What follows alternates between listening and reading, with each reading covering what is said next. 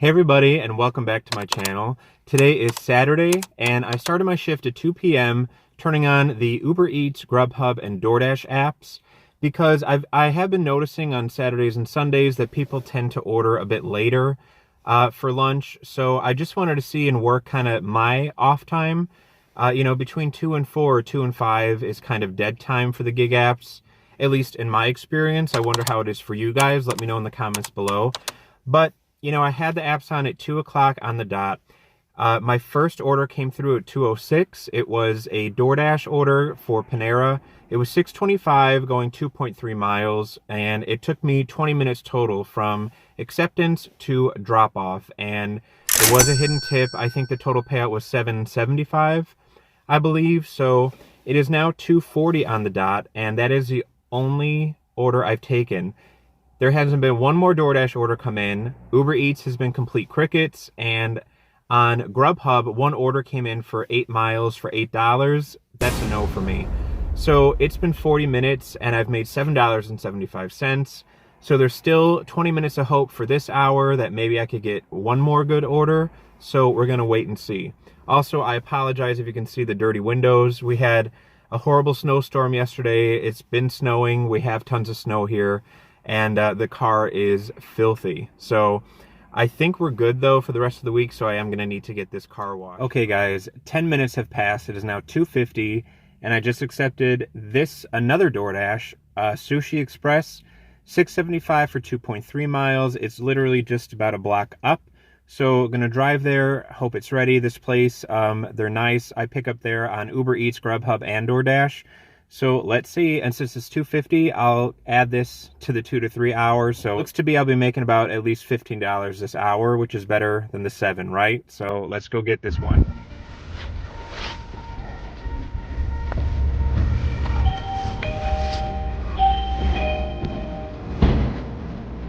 Hi, I had a DoorDash pickup for Lauren.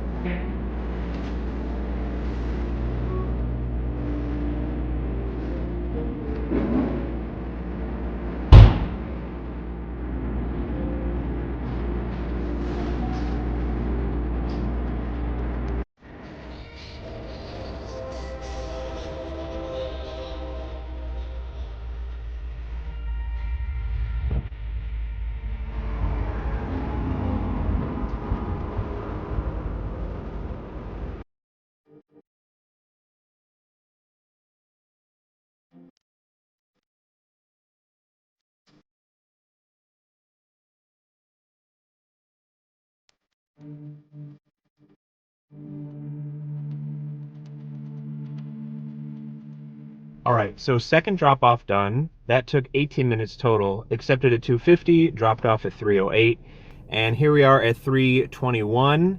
I drove back to my little hot spot with all the restaurants, and here we are waiting.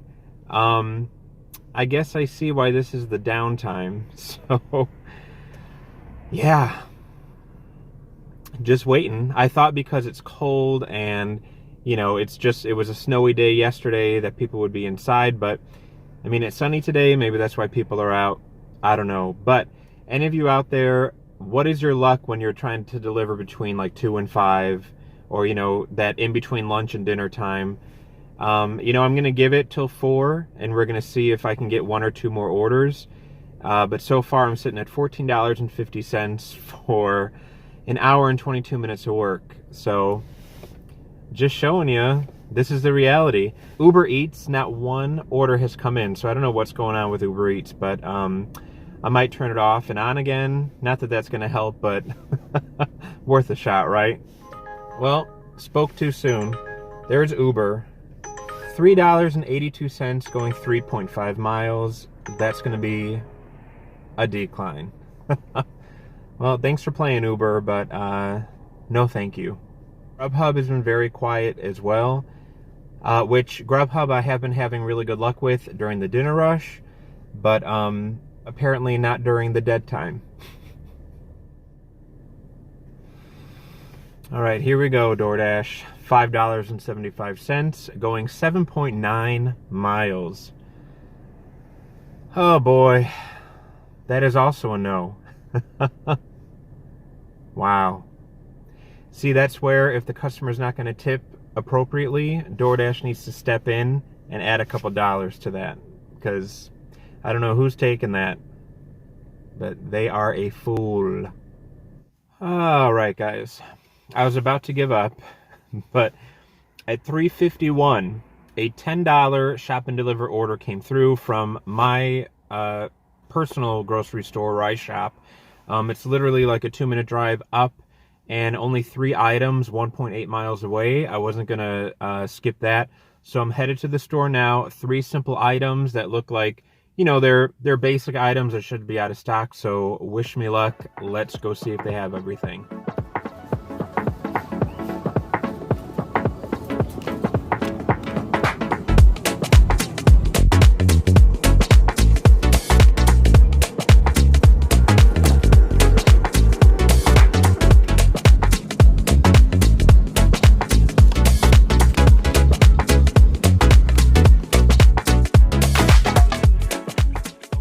So there was my shift working 2 p.m. to 4 p.m. on a Saturday. Did 3 orders total, made a whopping $24.50, and I drove 11 miles. So my, miles to dollar ratio are pretty good at $2.22 per mile. So I'll take that for sure.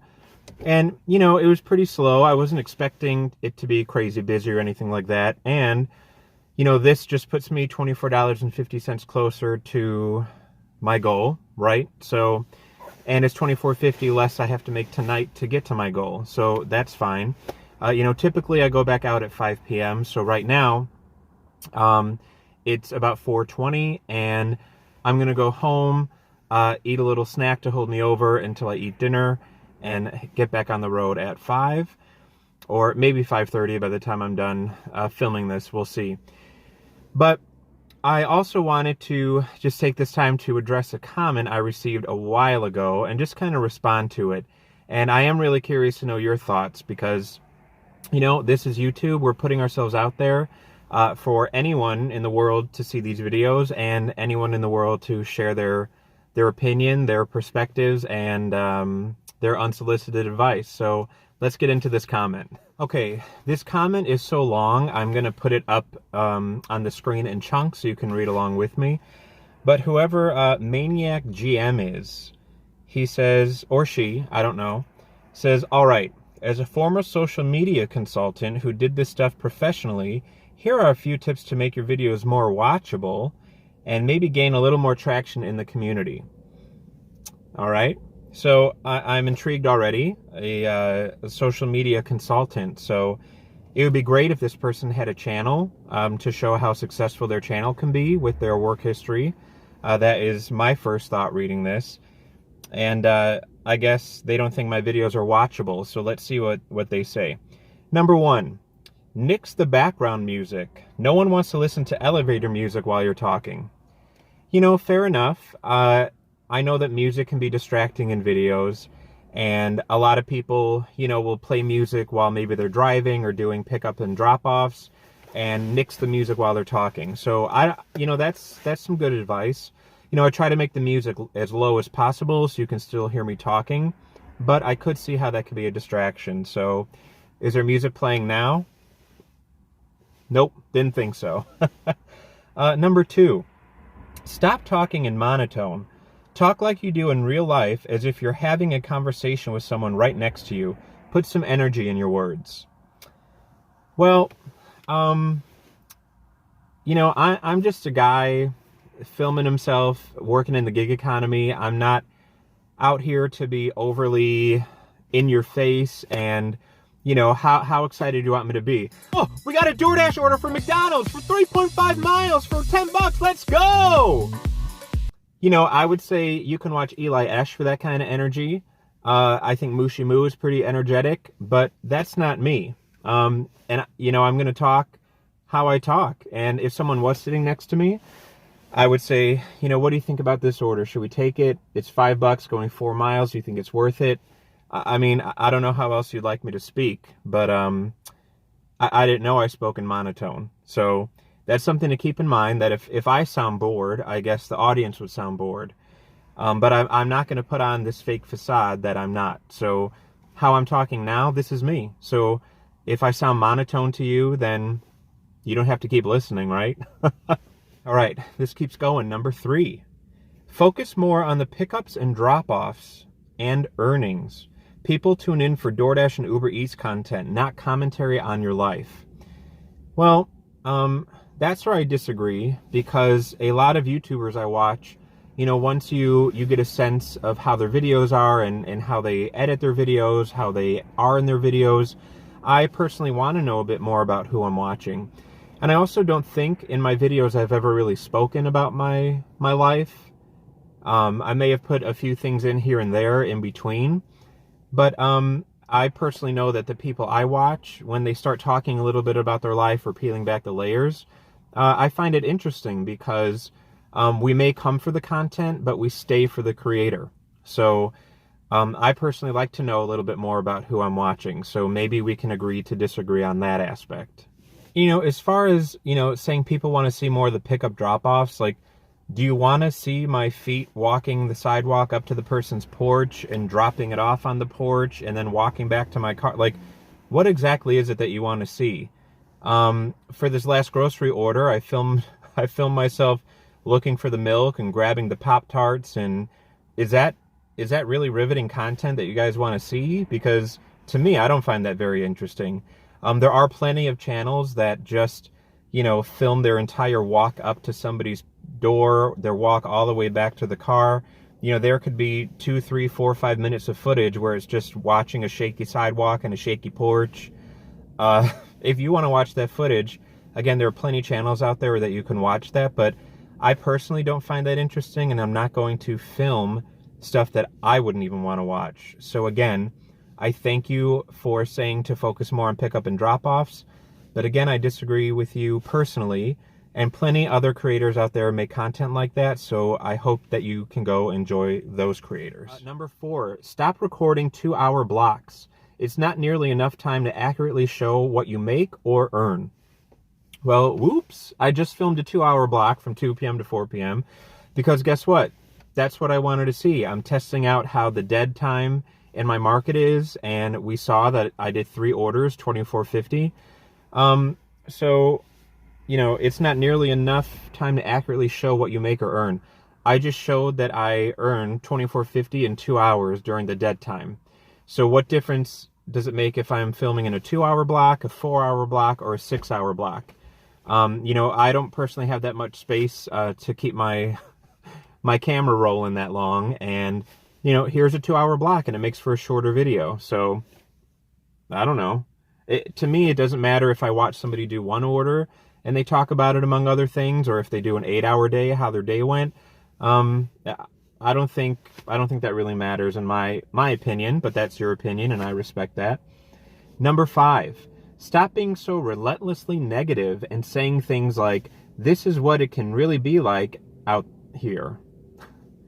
If you have a bad day, keep a better attitude about it, and if possible, make it entertaining.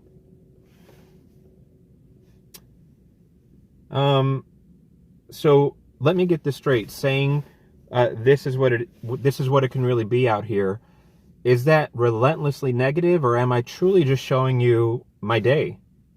For example, today, $24.50 in 2 hours. Is that good earnings? Not by any means. Am I being negative about it, or am I just showing you, hey, this is what happened in these 2 hours that I hit record and brought you guys with me? There's this very weird thing in the gig economy community on YouTube about this fear of not being positive enough, or stay positive and positive vibes and all this stuff. Be realistic. Be realistic, because what I see, I'm looking on DoorDash, Uber Eats, Grubhub, Instacart, Facebook groups, Reddit groups, and people are really struggling out there. People are saying how dead it is. They're not making money. They have to turn to a W-2. So that's real. They're struggling out there, and that is the truth, and that is the realistic look at what is going on out there. Now, my market, I've had some great successes at nighttime, and I'm hoping that tonight is a great night. But what am I supposed to do and make it more entertaining? So I edit I put in music, and I do try to make my videos pretty entertaining, but if you don't find them entertaining, please stop watching. There are many other people you can watch, because on this channel, I just want to keep it real, speak my opinion, and speak on things that I see and things that I feel. And anyone in the comments section, you have the right to share your thoughts, your feelings, your opinions, and we could agree to disagree. So I just really wanted to reply to this because I found it quite an interesting comment. So I would love to hear your thoughts down below of these 5 points that this person gave me on how I can make my channel grow and be more watchable, because they have a history in social media consulting, apparently. So if you have any advice for me, I'd love to hear it, and we can have a conversation going down in the comment section below. But again, thank you for joining me on this 2-hour block that I worked on a Saturday between 2 and 4, just to see, was I missing anything by taking this time off usually. So didn't miss much, but I am happy that at least I'm 2450 closer to my goal, right? So anyway, take care out there, guys. Stay safe, stay warm if you're somewhere cold, and I will see you guys in the next one. Bye.